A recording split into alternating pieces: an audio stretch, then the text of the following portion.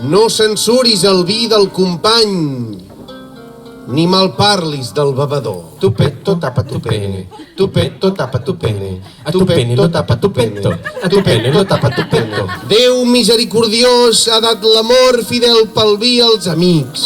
La vacuna amb mamelles d'ivori, el ximpanzé cornut de llengua viperina, els germanets siamesos amb plomes per pestanya. No tenen valor els diners. En la masía que los hermanastros del padrastro de mi tía Flor tienen en Pina de Ebro. Pel cor que el deleja i el vol.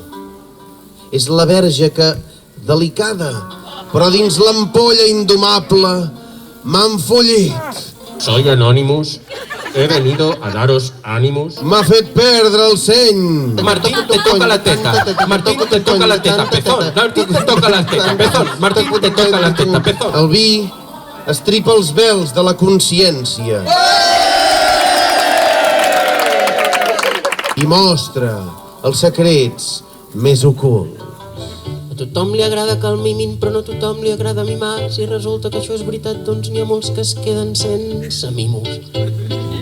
També és veritat que molts no ho suporten i quan els mimen fan mala cara perquè se senten tractats amb condescendència i això no els agrada i et diuen deixa'm, però al fons es moren de ganes i aquests sovint troben un àngel que els entén i té paciència i accepta que de tant en tant li pugui caure una hòstia que al principi trobaran poc agradable però saben que després de cada hòstia sempre ve un mimo que encara que es quedi a mig camí com un mínim no poden dir que no els mimin un mínim perquè a tots ens agrada que ens mimin